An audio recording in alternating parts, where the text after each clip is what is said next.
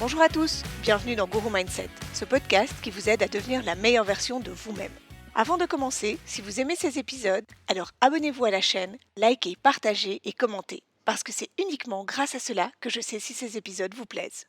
Et si vous souhaitez des informations sur les sessions privées ou en groupe, vous trouverez tout ce qu'il vous faut sur le site www.guru-mindset.com. Je suis là pour vous aider à atteindre les objectifs que vous vous fixez. Allez, c'est parti pour aujourd'hui. Je comprends que le facteur chance n'existe pas. Il n'y a que mes actions.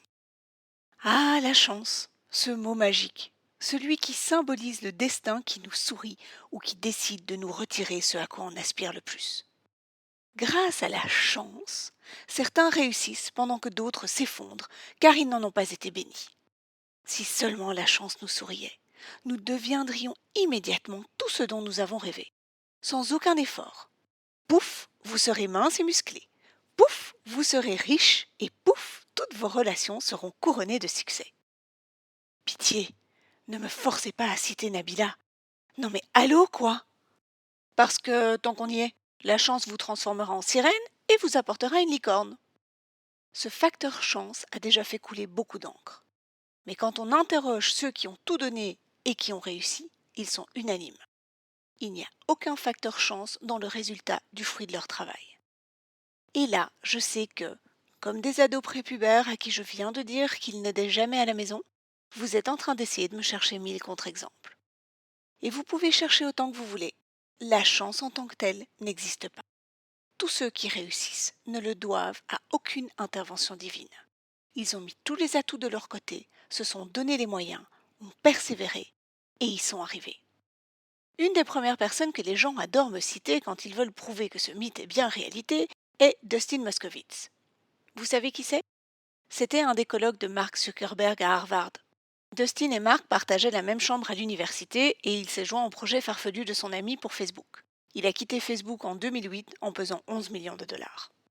Tu vois, me dit-on triomphant, c'est quand même un coup de bol de s'être retrouvé dans cette exacte chambre. Un coup de bol? Est-ce que vous savez ce qu'il faut faire pour rentrer à Harvard? Pour arriver là, dans cette chambre, Dustin a travaillé comme un dingue durant l'intégralité de ses études. Il a obtenu les meilleurs résultats possibles durant de longues années, a sacrifié beaucoup de choses pour avoir l'honneur d'être accepté dans une des universités les plus prestigieuses du monde. Il a ensuite remis des dossiers d'application des années à l'avance, passé des examens d'entrée et payé une belle petite fortune pour arriver là, dans cette chambre. Ensuite, peu importe lequel du quatuor fondateur a eu l'idée de Facebook en premier, il a cru en un projet un peu farfelu, innovateur, qui n'allait à la base rien lui apporter directement puisque, à l'époque, Facebook était conçu pour répertorier les étudiants d'Harvard. Il a donné de son temps, de ses économies, il a travaillé comme un dingue. Alors, on en parle de cette chance qu'a eue Dustin? Personnellement, quand on s'y intéresse de plus près, je trouve surtout que Dustin a travaillé et sacrifié comme un fou pendant des années pour arriver dans cette chambre. Il a mis toutes les chances de son côté et s'est placé sur la route de son succès. Il y a cru, il a été jusqu'au bout, il a gagné. Ensuite, en général, on me parle des gens qui héritent. Celle-là, on me la sort comme le dernier as caché dans la manche, avec un petit regard qui veut dire « Ah ah, échec et mat ». Tout d'abord, je ne comprends pas qu'on estime qu'hériter soit une chance en soi. D'abord parce que cela implique souvent le décès de quelqu'un, mais heureusement pas que, et ensuite parce que cette fortune est bien arrivée de quelque part. La personne qui lègue ou la personne avant elle a de toute façon fait quelque chose, s'est donné du mal pour que cette fortune existe. Quelqu'un, à un moment, s'est donné toutes les chances pour y arriver. Et ensuite, hériter est une chose, mais garder sa fortune et la faire fructifier en est une autre. Si vous connaissez quelqu'un qui a hérité et qui a fait quelque chose de cet argent, tout le mérite lui en revient entièrement. On a vu beaucoup de gens recevoir en un coup une somme, colossale ou modeste, et la dilapider aussi rapidement. Elle était où la chance à ce moment-là? Non. Toute personne recevant un héritage arrive à en faire quelque chose parce que lui aussi se donne la peine de s'intéresser, de placer, d'investir, de travailler à ce que ça devienne quelque chose. Je ne vois donc toujours aucun signe de chance là-dedans. Celui qui découvre un Van Gogh véritable dans un marché aux puces s'est donné la peine de se lever et d'y aller, de s'instruire assez que pour le reconnaître et de se donner la peine de le négocier. Non, vraiment, quand vous y pensez, rencontrer la bonne personne au bon moment, c'est vous qui avez tout fait, consciemment ou pas, pour vous mettre sur son chemin. Vous vous êtes donné la peine, vous vous êtes offert l'opportunité d'aller à un rendez-vous, à un déjeuner, à un événement. Vous vous êtes donné du mal pour que la relation personnelle ou professionnelle fonctionne.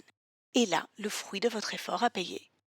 Parce que oui, la chance signifie en fait le fruit de vos efforts qui vous sourit.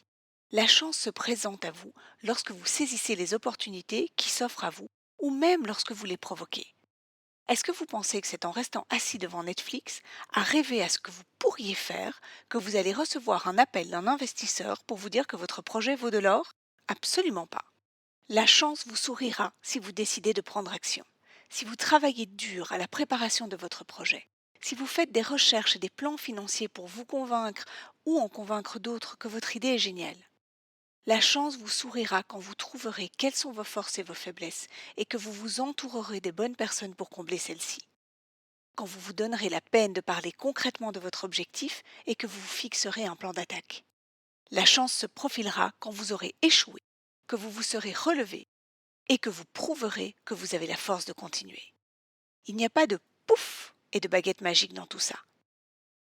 Plus vous vous offrez des opportunités, au plus vous cherchez des solutions à vos obstacles, au plus vous multipliez les possibilités de réussir. Peu importe votre domaine, peu importe votre projet, peu importe qui vous êtes, et au XXIe siècle, il y a des multitudes d'exemples de gens qui sont partis de rien, absolument rien, et qui ont réussi. Ils ne sont pas nombreux, certes, mais vous savez quoi? Ils sont les plus courageux. Beaucoup ont tenté, ont échoué et ont abandonné.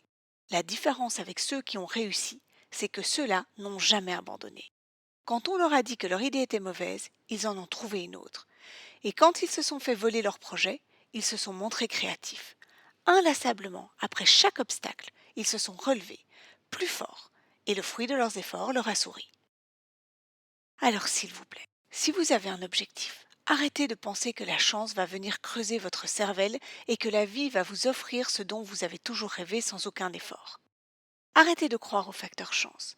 Si vous ne faites rien, autant espérer que vous tomberez nez à nez avec une licorne lors de votre prochaine sortie. Si vous voulez réussir, peu importe votre projet, c'est à vous de vous offrir toutes les opportunités pour y arriver et de ne jamais laisser tomber. C'est vous qui réussissez, pas la chance. Voilà, c'est tout pour aujourd'hui. Demain, on apprendra comment créer une nouvelle habitude de façon stable et concrète afin de pouvoir réussir tous nos projets. Merci d'avoir écouté Guru Mindset. Si vous avez besoin de moi ou s'il y a des sujets que vous aimeriez que j'aborde, n'hésitez pas à m'écrire sur julie@guru-mindset.com. Et si cet épisode vous a plu, alors partagez-le avec les gens que vous aimez et n'oubliez pas de liker. Passez une belle journée et surtout, aujourd'hui faites quelque chose qui vous fait plaisir. Bye!